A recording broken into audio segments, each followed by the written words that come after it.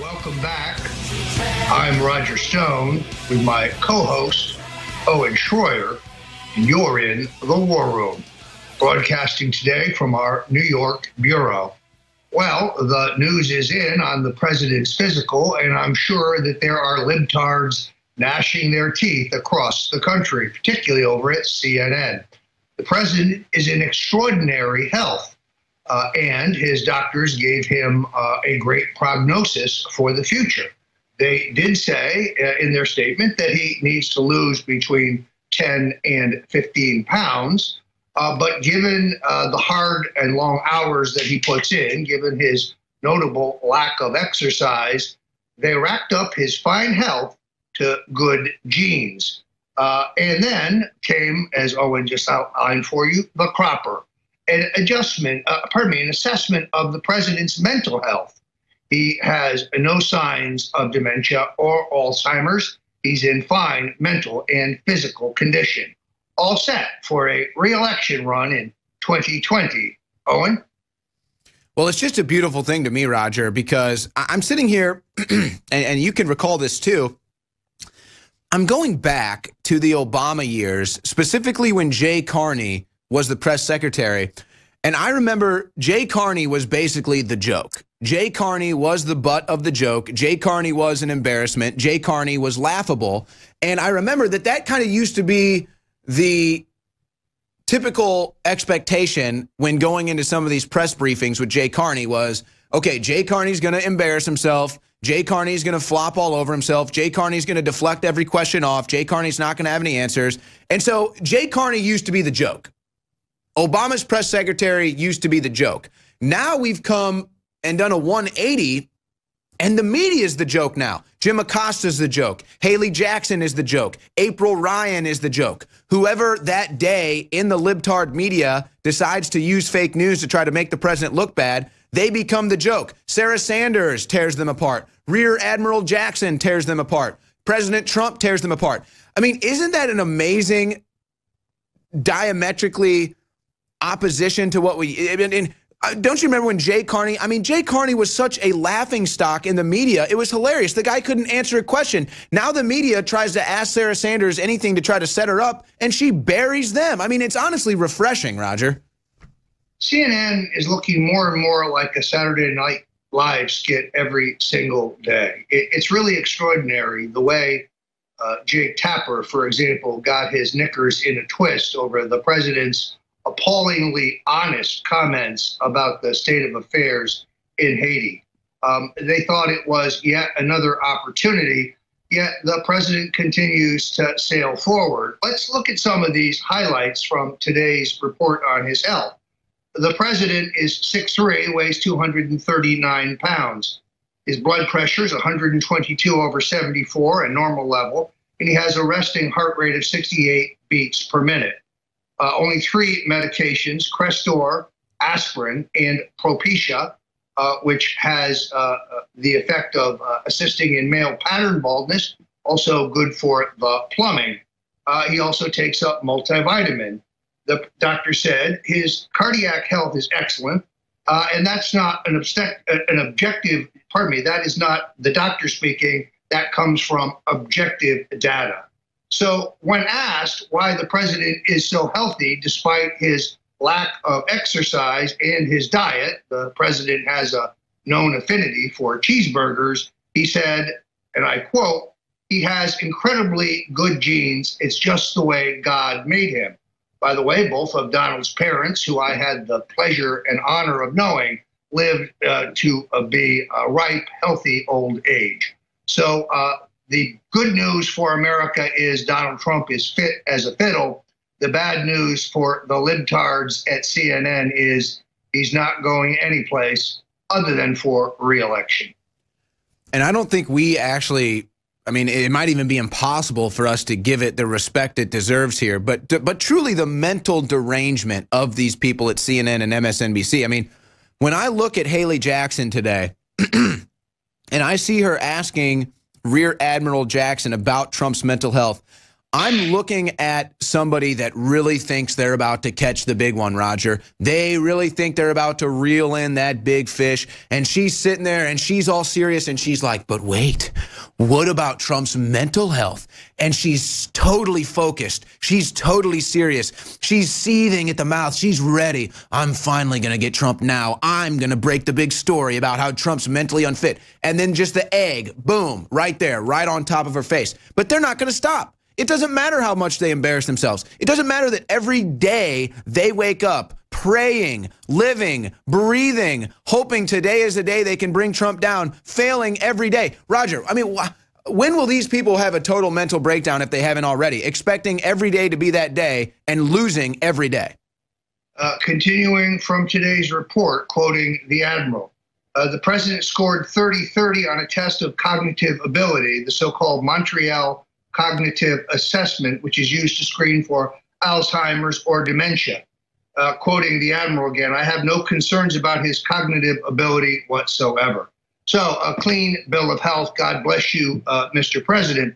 Meanwhile, all of Washington is a Twitter over the news that Special Counsel Robert Mueller has subpoenaed Steve Bannon for testimony in his ongoing inquiry into Russian collusion. Well, wait a minute. Maybe it is that Mr. Mueller is looking into the firing of James Comey. Why else, of course, would Mr. Mueller also be requesting an interview with the president? If you go back to the Alex Jones show months ago, I predicted there and since that Mueller will bring some kind of, pardon the expression, Owen, trumped up, phony, process-related charge against our president.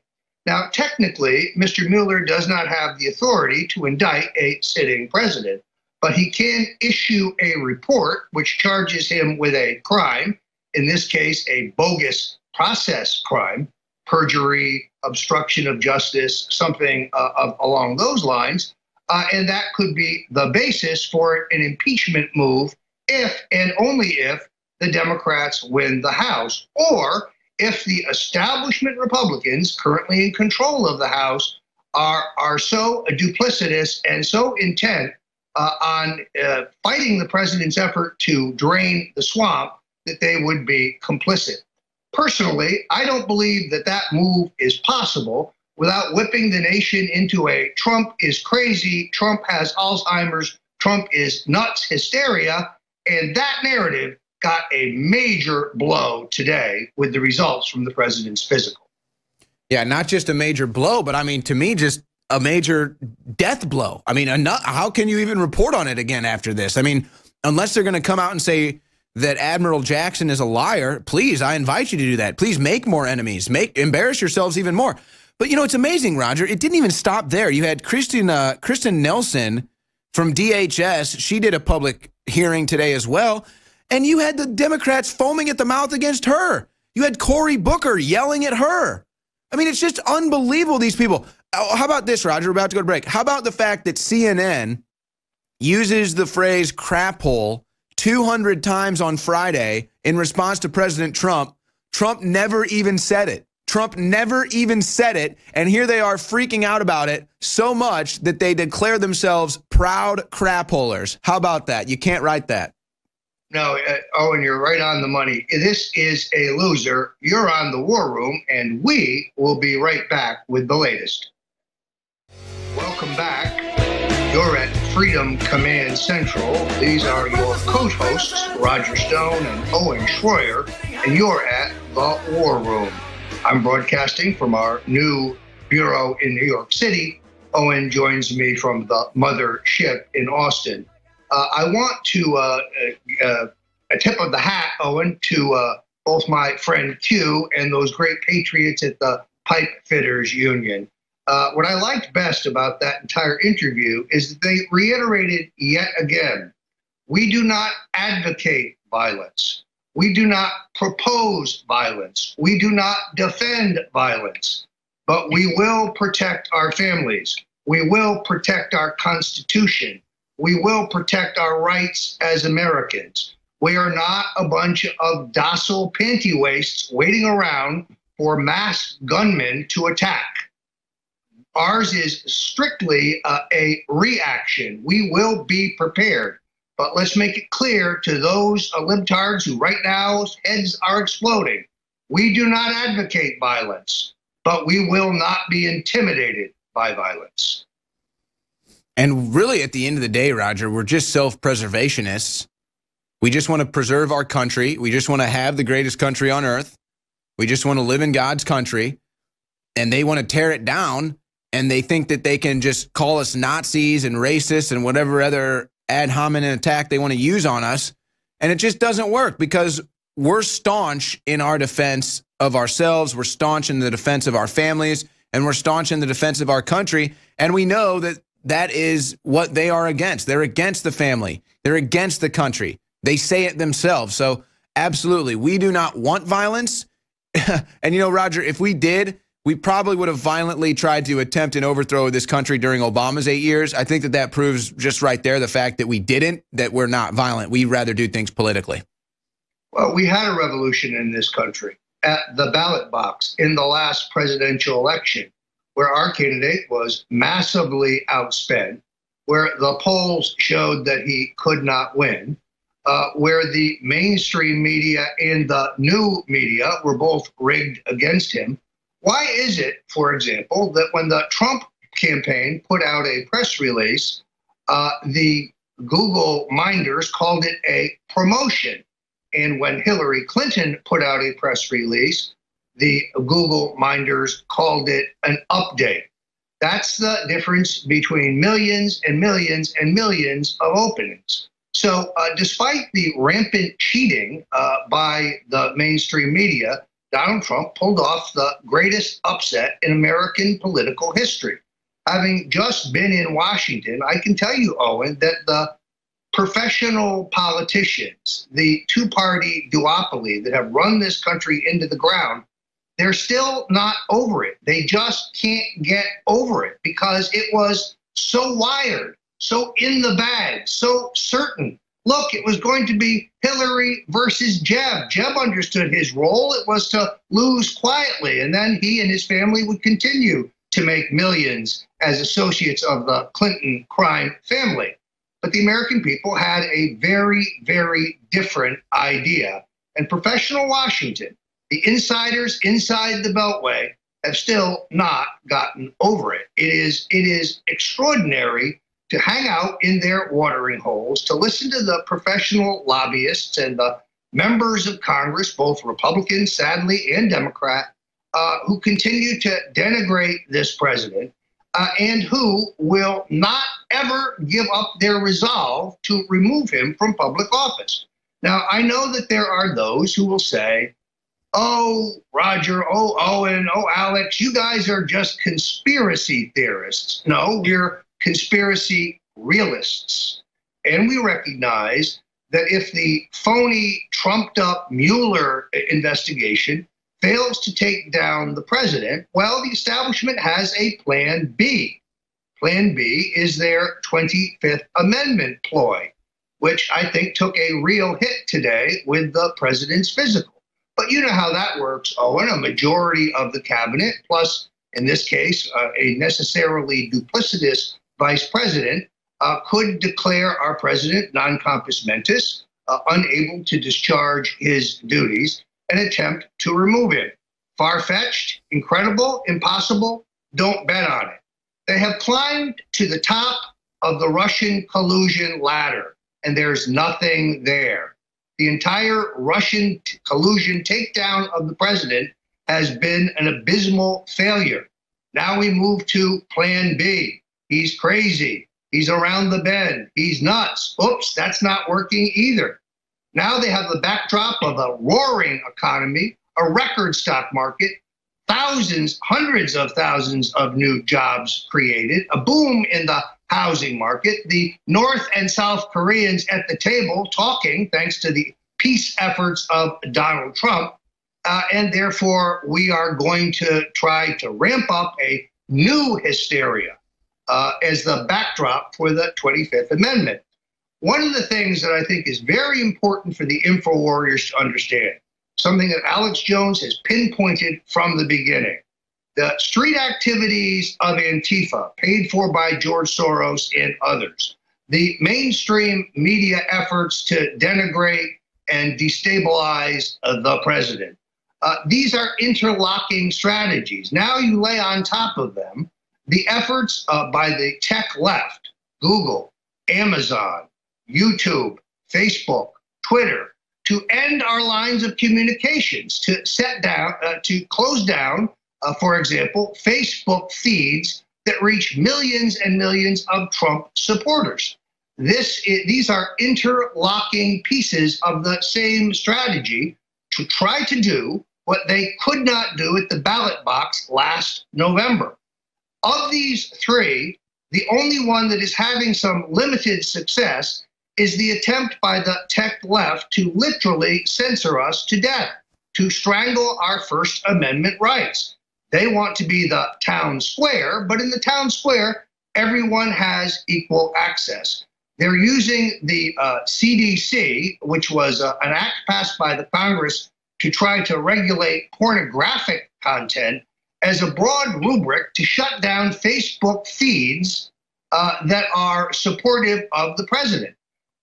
This entire narrative was also dealt a blow by our heroic friend James O'Keefe, who I'm glad to count as a Stone friend and protege, and all of my compatriots at Project Veritas. Next Monday in the U.S. Senate, there will be a hearing where Senators Ted Cruz and Senators Mike Lee and also Senator Johnson will be able to ask Twitter executives very pointed questions. Get ready, Owen, for some serious fireworks. And I'll tell you what, Roger, if you really have to take a look at the possibilities here about what Twitter is doing and what they have admitted to, thanks to Project Veritas and the heroic work of James O'Keefe and all of his colleagues over there, just think about the private messages that could have been sent. You can join Twitter at the age of 13. Now, I wasn't in the world of social media when I was 13, thank God, but you can only imagine some of the stuff that gets sent back and forth, and Twitter has access to it and perhaps could be hoarding it. They admit they have access to it, folks. Welcome back. You're in the right place. This is Freedom Command Central, and you're on the War Room. Now, if you are enjoying the War Room, if you like the expanded coverage that we have here at InfoWars, if you're enjoying my colleague David Knight with the Real News every morning, the Alex Jones Show, and of course the several hours of programming here at the War Room, recognize that this expansion and the incredible new facility that we're constructing in Austin are only possible because we are completely and totally listener and viewer supported. We don't have any right-wing fat cats writing giant checks to subsidize what we do here at InfoWars. We count completely and totally on you. And the reason this is good is because, unlike the mainstream media, there is no pressure from our advertisers. There's nobody saying to Alex Jones, you can't cover this, you can't cover that, you can't say this, Owen, you can't say that, Roger, you can't report on this essential story. No, we are completely fact-based here at InfoWars, and we have that freedom because we have no one central focus in terms of our financial support. That's why it's vital for you to go to the InfoWars site now and look at some of these extraordinary specials. You can get some of our signature products at extraordinary discounts. Now, my all-time favorite, and I make no secret about this, is Brain Force Plus. I find that Brain Force is terrific for those days when you have to put in a long day and you need to muster that little extra mental and physical energy, but mental clarity and energy. And at $29.95, this is an extraordinary good price. Now, I myself have only recently gone to the auto ship function, and I highly recommend this because before I started on the auto ship function, I would find that because I was so busy, I would run out of my favorite products, the products that help me get through some of these 16 and 18-hour days and have to wait for restock because our most popular products most definitely fly off the shelves. Never be without by signing up for the auto ship function. We reserve a special catch for those who are enrolled in that program, so you are never without. Brain Force Plus. I highly recommend this program. I use it this product, I use it every day. I could not do these broadcasts without it. Mental clarity and energy when you most need it. All natural, very highly rated, as you can see, 4.6 on a scale of 5, literally thousands of honest testimonials from info warriors who have found out about the efficacy of this great product. Folks, Alex Jones said it best. It's a 360 win. You help us, you help yourself. Whether it is products like Secret 12 or Survival Shield, with this flu bug going around, an absolute necessity. Going on an airplane without Survival Shield is a suicide mission these days, given the flu bug running around. I myself bounced back from the flu, and I don't think I would have been hit as hard had I started earlier on Survival Shield. There's also a terrific new immune formula that I highly recommend that fuses the best of the old and new. So go to the store now, whether it is the Super Male Vitality Formula, Immune Wall, there it is. This stuff is terrific. I really believe that this played a terrific role in my comeback. Had I started earlier on it, I think I would have not been felled quite so hard. Oh, and this is a great, great product because what Alex Jones and the scientists who work with him have done is to fuse some of the best of ancient Chinese and Roman all-natural supplements that have been literally in use for centuries, and then join them with some of the cutting-edge, all-natural nutraceuticals. I strongly recommend this product, Immune Wall, as well. Owen? Yeah, I'm yet to find an InfoWars product that I don't like. I mean, I use multiple InfoWars products every morning and every night. They're great products. We don't make it hard for you to support us. We try to make it easy on you. We provide great discounts. We provide great products. And it is a 360 win, as Alex Jones likes to say. Roger, in the time we have remaining, I don't know if there was something you wanted to get to, but I was wanting to talk to you about this Bannon subpoena. You want to go down that road with me? Sure, absolutely. Because I think it proves, Owen, what we have been predicting here at InfoWars for a while. The only reason that Mr. Mueller would want to subpoena Mr. Bannon, also known as Sloppy Steve, is to see what he knows about the president's deliberations regarding the firing of James Comey. Now, I have been told that associates of Mr. Bannon have also been subpoenaed. And that's because they want to ask them, well, did Bannon say anything to you about the Comey firing? What it tells me is that this entire narrative, Owen, has gone a full cycle. Having found no collusion with the Russians, we're now back all the way to whether the president in some way violated the law in his decision to dispatch Mr. Comey. Even though Alan Dershowitz, hardly a right-wing Republican, has argued that because Comey serves at the president's will, it is impossible to commission a crime in his discharge. But that is what I think the Bannon subpoena is all about. The other question, which I just have to throw out there, is why not just ask Bannon to come in voluntarily? Why is a subpoena necessary unless, of course, you're looking for a headline? Yeah, and I have to wonder if some of the motivation as well wasn't based on the quotes or the alleged quotes in the book, Fire and Fury, where Bannon is saying that Trump Jr. was guilty of treason, you know, because that would obviously be something that piques Mueller's interest. And I'm wondering if that might come into the fray as well. But they've also said, Roger, that even if there's no crime, you can still be guilty of obstruction of justice. I mean, how incredible is that? They make up a crime, they fabricate a crime, and then they spend a year looking for evidence to corroborate the crime that they made up. And even though they find no evidence and the crime doesn't exist, they still think they can charge Trump for obstruction of justice when he wasn't obstructing any crimes. Well, that's why these 2018 elections are so vitally important.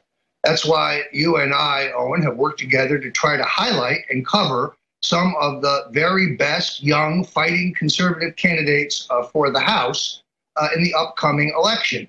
I still believe that those Republicans who are wringing their hands about losing the House don't recognize that in politics, a day is a lifetime. And if the Democrats want to run on impeachment and the Republicans run on jobs and prosperity, the Trump agenda, we will win the off-year elections. There is no reason today for panic. They have nothing to talk about that is positive. They have no positive program to lift the country or make America great again. All they have is seething hatred for Donald Trump. The president has a program of reform. It's working. And those Republicans who may be considering running from the president do so at their own peril, in my opinion. Yeah, so we're going to continue, Roger and I, on that movement to look for the candidates, the strong conservative candidates that are up and coming in your area. So be sure to stay tuned to the War Room as we develop here in 2018, because we need to get people in office who are going to get behind Trump's agenda and who aren't going to cater to fake news to try to have him impeached, whether it be the 25th Amendment or some Russian fake collusion story. So 2018 is going to be paramount, and we know that they'll go full bore to try to remove our president from office because he wants to put America first. Many of you may be familiar with former Minnesota Governor Jesse Ventura, a great friend of this show and a great friend of mine. Now, Governor Ventura was a professional wrestler in the entertainment business before winning an upset victory in the election for governor of his home state of Minnesota, beating both the Republican and the Democrat and bringing in an era of reform. Today, Governor Ventura is a great advocate for the legalization of marijuana, the U.S. Constitution, and against the deep state spying on every single one of us. So the idea of Hulk Hogan, whose real name is Terry Bollea, a great entertainer, a Republican, a resident of the state of Florida, as a U.S. Senate candidate is not nearly as far-fetched as it might seem. I am advocating that Mr. Bollea seriously look at this race. We need people in Washington who don't come from the discipline of politics. I gave an interview yesterday to Patrick Slevin. You can see it at patrickslevin.com, in which I outlined the possibilities for a race. Now, Florida Republican Governor Rick Scott is said to be eyeing this race. If you go to Mr. Slevin's terrific site called The Influentials, you can see my interview with Patrick Slevin, in which we talk about the Trump revolution, the future of the Republican Party, and why the Republican establishment can send a John Kasich or some other turkey in 2020 if they want to challenge our president, and he will dispatch them again. And yes, I'm very serious about the idea of Hulk Hogan, better known as Terry Bollea, running for the U.S. Senate and challenging Florida Republican Governor Rick Scott for the Republican nomination. Those debates would be terrific. And yes, I recommend that Mr. Bollea start with a body slam of the governor. It's time to make America first, brother. Maybe it would start off something like that. You know, actually, the WWE has had Kane, a famous wrestler, Kane, run for office in Knoxville, Tennessee. Glenn Jacobs, I believe is his real name. And then they had another former wrestler run for office somewhere else. It was like the Human Meatball or something. I forget that guy's name. He lost the first time. He was going to try to run again.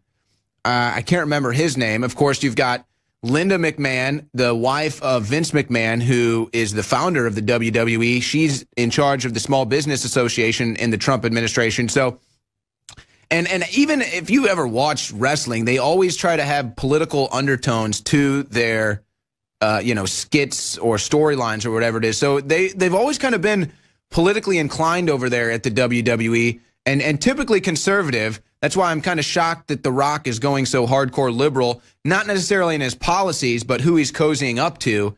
He seems to be siding with the liberals that don't like Trump and being friendly with them. So, but I like the idea, Roger. Anyone who's from the outside, get them in. Anyone who's in, get them out. Well, look, I think we both recognize that right now, elitists across the country are vomiting over this idea. It's absurd. First of all, wrestlers, professional wrestlers, are entertainers. Is it a coincidence that two of our greatest presidents came from an entertainment background? The great Ronald Reagan and, of course, Donald Trump. Sure, Donald Trump built a multi-billion-dollar real estate empire, but he was always an entertainer. 14 seasons, probably 15 seasons of a popular network-based television show, beauty pageants, wrestling tournaments. He has always been an extraordinary entertainer. I'm reminded that they asked former President Ronald Reagan whether his background as an actor had hampered his ability to be president. He said, you know, I don't know how a guy who wasn't an actor could do this job. Terry Bollea, if you're listening, please run. We'd love to have you come to the War Room for an interview. Yeah, and if there's anyone else out there within the WWE ranks that is looking for a run at an office in 2018 or in the future, we'd gladly have you on too. Like I said, I think Glenn Jacobs in Knoxville, Tennessee is one of the names that comes to mind. But to me, Roger, what we're doing right now is we're trying to identify those individuals coming from the outside that have the conservative beliefs, that have Trump's agenda at heart and in mind. And those are the types of people we want to get into office. This is no shade to the Trey Gowdys out there, who I think is a great politician. This is no shade to the Rand Pauls out there that have been in office for a while. I believe that there are good politicians. But the point is, the mean and the medium of D.C. and of Congress are career politicians, and that's what we have to end when you end up with people like Nancy Pelosi, Dianne Feinstein, and Maxine Waters running California into a ditch. I mean, you want to talk about a crap hole? Let's talk about California run by the Democrats, you know? Well, you're absolutely right. Now, to be very clear, we here at InfoWars do not advocate the election of these candidates. We're not electioneering. But what we are doing is covering their campaigns because the mainstream media refuses to do so. All we want to do is bring your attention to their candidacies to make your own judgment. So Owen and I will continue to scour the country looking for bright, attractive, young, dynamic, independent, conservative candidates running for the House or in some cases the Senate and cover their campaigns, something the mainstream media refuses to do. You had a terrific interview with, Tim Kavanaugh, I think, last week. Kevin Kavanaugh in Arizona. Yeah. A very dynamic, very impressive candidate. We've had Omar Navarro on the show. We've had Carla Spalding on the show. We're looking for exceptional men and women who will take the plunge. Having worked with many candidates for public office, this is an all-consuming activity. When you run for public office, you have to be all in. You have to eat it, live it, sleep it, breathe it. It takes over your life. It's a mammoth undertaking. My respect goes to those who climb in the arena, Owen. It's easy to stand on the sidelines and point out how Omar Navarro could do something better or how Carla Spalding ought to give a better speech. Why don't you get in the arena? Those are the people that I respect. There is no shame, I must say, in running and losing. Those who run and lose are making an investment because when you run again, you will run and win. Some of the finest candidates that I've worked with in a 40-year career in American politics lost their early races. That's when they learned, and they were better candidates the next go-round. So if you're looking at a House seat and people tell you it's impossible, don't try, so-and-so can't be beat, they've got a lock, I say nonsense. Credit goes to those who have the courage to climb in the arena, to join the clash of bigger ideas, and to support the president's agenda to make America great. We're going to continue to bring exceptional candidates to the War Room for your review. Yeah, and a couple others out there, Paul Nealon, Michael Snyder, Dr. Shiva Ayyadurai. I mean, these are the people we're bringing. All right, Roger, we got 90 seconds left. I want to leave you on a high note, if you will, with a little bit of a laugh. Jennifer Rubin, a Washington Post reporter and an MSNBC contributor, Jennifer Rubin tweets out today, Trump got a cognitive test, not a psychiatric exam. Does not rule out most of what's in the DSM. So, Roger, even though it's now official and it's been reported that Trump is mentally fit, he's fully cognizant, and he has his full mental capacity, the liberals are still clinging to the hope of the 25th Amendment, just like you predicted. Well, extraordinarily, I read a piece in Esquire by Sam Tannenhouse last week that says that there's a coterie of Reagan Republicans in Washington who remain implacably opposed to Trump. And he listed among them Jennifer Rubin. Really? Jennifer Rubin's a Reagan Republican? Also on the list, speechwriter David Frum. Really? David Frum was never for Ronald Reagan. Yeah, so David Brock is too. Yeah, right. Well, exactly. Look, this is part and parcel of the inside the Beltway elitists who just can't get over the fact that Donald Trump won, and he's not going anywhere for the next 3 years other than up. Stock market hits 26,000 today. If Trump is mentally unfit, what does that make Obama? My goodness.